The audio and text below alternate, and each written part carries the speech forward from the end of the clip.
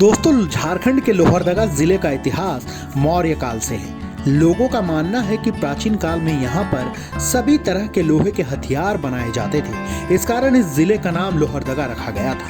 जैन धर्म ग्रंथों के अनुसार भगवान महावीर ने लोहरदगा की यात्रा की थी। यहाँ जिस स्थान पर भगवान महावीर रुके थे उसे लोर ए यादगाह के नाम से जाना जाता है।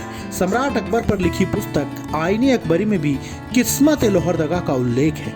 लोहरदगा संसदीय क्षेत्र अनुसूचित जनजाति के लिए आरक्षित है। इस सीट के दायरे में झारखंड के 3 जिले लोहरदगा, रांची और गुमला आते हैं। विधानसभाओं की बात करें तो इस संसदीय क्षेत्र के अंतर्गत लोहरदगा, गुमला, बिशुनपुर, सिसई और मांडर विधानसभा सीटें आती हैं। यहाँ मुख्य लड़ाई हमेशा कांग्रेस और बीजेपी के बीच ही देखने को मिलती है। जोहार साथियों, मैं प्रदीप अर्जुन महतो हाजिर हूँ लेकर लोकसभा करण। आज जानिए लोहरदगा संसदीय सीट के बारे में। 1957 में जब यह बिहार का हिस्सा था तो लोहरदगा लोकसभा सीट से जीत का खाता झारखंड पार्टी के इग्नेश बेक ने खोला था। इन्होंने कांग्रेस के जतम खेरवार को पराजित किया था। 1962 के चुनाव में कांग्रेस की फिर से हार हुई और स्वतंत्र पार्टी के डेविड मुंजनी सांसद चुने गए। 1967 में कांग्रेस से कार्तिक उरांव ने जीत दर्ज की और लोकसभा पहुंचे। 1971 में भी कांग्रेस से कार्तिक उरांव यहां से सांसद चुने गए। 1977 में भारतीय लोकदल के लालू उरांव ने बाजी मारी और कार्तिक उरांव को पराजित कर दिया। इसके बाद लगातार 3 बार के चुनाव 1980, 1984 और 1989 में कांग्रेस की जीत हुई। 1980 में कार्तिक उरांव और 1984 और 1989 में उनकी पत्नी सुमति उरांव यहां से सांसद चुने गए।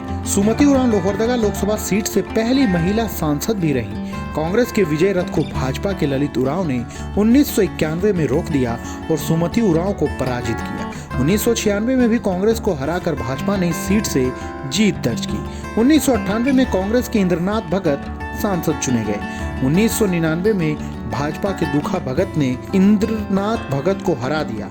2004 में कांग्रेस से रामेश्वर उरांव यहां से विजयी हुए। 2009 के बाद कांग्रेस यहां जीत हासिल नहीं कर पाई है।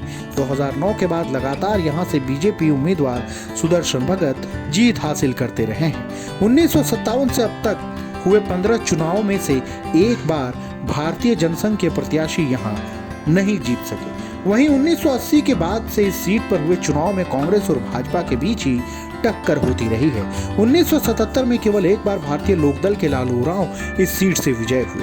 2014 के चुनाव में भाजपा के सुदर्शन भगत ने कांग्रेस के रामेश्वर उरांव को करारी शिकस्त दी। साल 2019 में लोहरदगा लोकसभा सीट से बीजेपी प्रत्याशी सुदर्शन भगत ने कांग्रेस प्रत्याशी सुखदेव भगत को 10,363 मतों से हरा दिया।